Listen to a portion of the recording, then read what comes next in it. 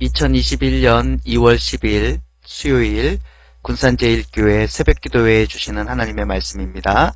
2월 10일 수요일 새벽기도회에 주시는 말씀입니다. 사도행전 9장 32절에서 43절까지의 말씀입니다.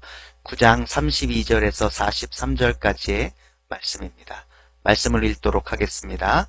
그때 베드로가 사방으로 두루 다니다가 루다에 사는 성도들에게도 내려갔더니 거기서 애니아라 하는 사람을 만나매 그는 중풍병으로 침상 위에 누운 지 8해라. 베드로가 이르되 애니아야 예수 그리스도께서 너를 낫게 하시니 일어나 내 자리를 정돈하라 한데 곧 일어나니 루다와 사론에 사는 사람들이 다 그를 보고 주께로 돌아오니라. 요빠에 다비다라 하는 여제자가 있으니 그 이름은 번역하면 도르가라.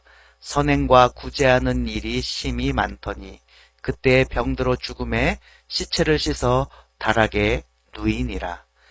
루다가 요빠에서 가까운지라 제자들이 베드로가 거기 있음을 듣고 두 사람을 보내어 지체 말고 와 달라고 간청하여 베드로가 일어나 그들과 함께 가서 이르매 그들이 데리고 다락방에 올라가니 모든 과부가 베드로 곁에 서서 울며 도르가가 그들과 함께 있을 때에 지은 속옷과 겉옷을 다 내보이거늘 베드로가 사람을 다 내보내고 무릎을 꿇고 기도하고 돌이켜 시체를 향하여 이르되 다비다야 일어나라 하니 그가 눈을 떠 베드로를 보고 일어나 앉는지라. 베드로가 손을 내밀어 일으키고 성도들과 과부들을 불러들여 그가 살아난 것을 보이니 온 요빠 사람이 알고 많은 사람이 주를 믿더라. 베드로가 요빠에 여러 날 있어 시몬이라 하는 무두장이의 집에 머무니라. 아멘.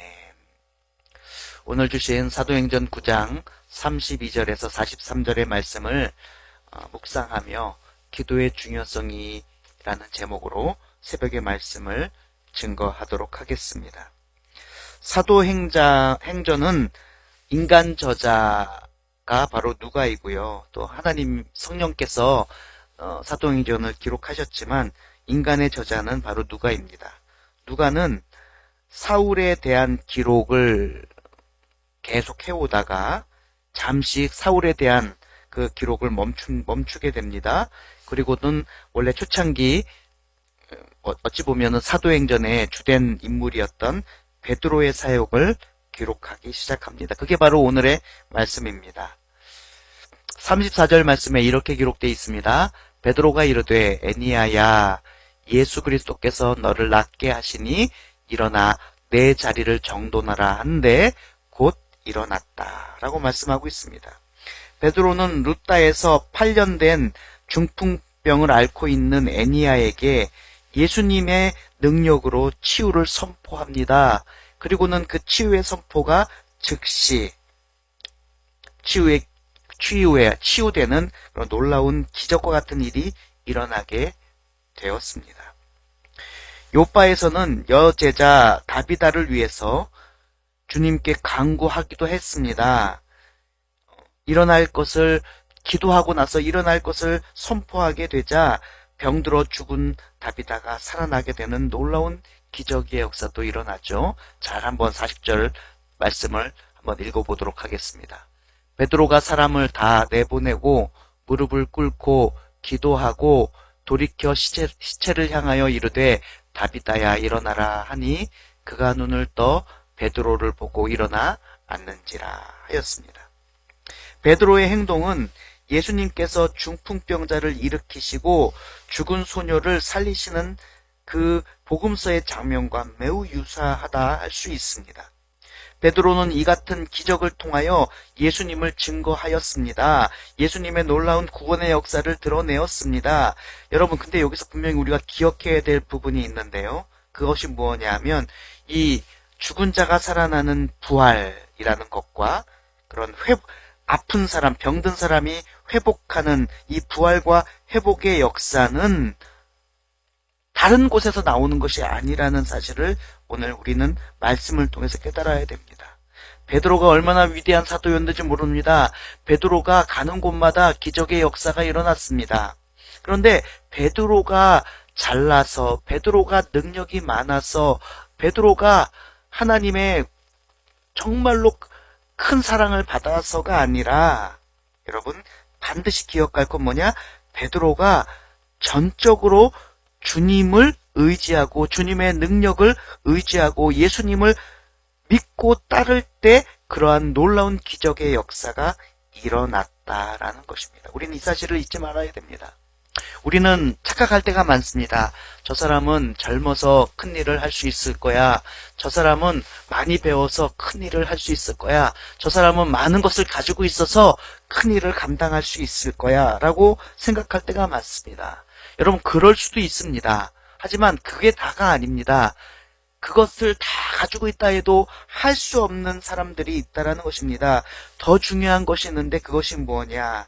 바로 주님을 의지하는 것입니다. 주님의 능력을 신뢰하고 따르는 것입니다. 기도할 때예요. 기도할 때예요.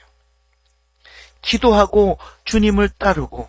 여러분, 오늘 베드로의 40절의 말씀에서의 모습을 한번 보십시오. 어쩌면 베드로가 그냥 다비다의 시체에 가서 다비다야 일어나라 라고 해서 다비다가 살아났을 수도 있습니다. 그런데 베드로가 제일 먼저 한 것이 뭐냐? 사람들을 다 내보내고 먼저 주님 앞에 무릎을 꿇었다는 것입니다. 그리고 기도했다라는 것이에요. 어쩌면요, 여러분, 베드로가 예수님과 똑같은 모습으로 그렇게 했다면 사람들은 베드로를 신성시했을 수도 있습니다. 그런데 베드로는요, 기도하는 모습을 보였습니다. 예수님과 조금 다른 모습을 보이게 됩니다.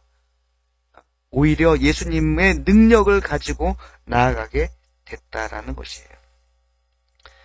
무릎을 꿇고 기도하는, 간절히 기도하는 이 모습, 40절의 모습은요, 기도 응답으로 죽어있던 다비다가 다시 살아나는 그런 놀라운 회복의 역사, 생명의 역사의 그런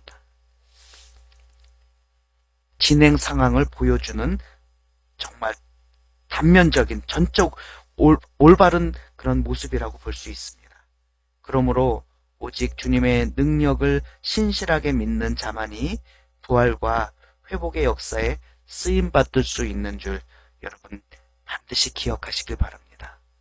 우리 가정 가운데, 우리 지역 가운데 내가 그렇게 주님의 능력대로 주님의 회복의 그런 역사에 쓰임받기를 원하신다 하면 우리는 반드시 기도하며 주님께 의지하고 주님을 신뢰하고 그리고 우리의 삶을 주님의 능력의 도구로 사용해 달라고 기도할 때에야 비로소 우리는 쓰임받을 수 있다라는 것입니다. 오늘 여러분의 하루도 주님께 간절히 매달려 기도하시는 하루 되시고 또 기도할 때 하나님께서 부어주시는 회복과 위로와 능력을 체험하실 수 있는 여러분 되시기를 그리고 세상 가운데 드러내시는 여러분 되시기를 주님의 이름으로 축복합니다. 기도하도록 하겠습니다. 사랑의 하나님, 베드로가 교만하지 않고 겸손하게 주님의 사역을 주님의 부활의 능력을 회복의 능력을 기도하며 그 기도의 응답으로 받아 이 세상에 드러내는 것을 보았습니다. 하나님, 기도의 능력이 얼마나 중요한지를 기도가 얼마나 중요한지를 깨닫게 됩니다. 이 새벽에 우리 모두도 기도하려고 이렇게 영상으로 말씀을 듣습니다. 하나님, 오늘 이 새벽에 말씀을 나누고 묵상하는 우리 모두에게 큰 지표가 되게 도와주시고 베드로 같은 위대한 사도도 기도하여 주님의 능력을 의지하여 구하였던 것처럼 우리도 우리의 삶 중에 회복과 부활과 생명의 사역을 감당할 때 기도할 수 있는 하나님의 자녀들 되게 하여 주시옵소서. 예수님의 이름으로 간절히 기도드립니다. 아멘.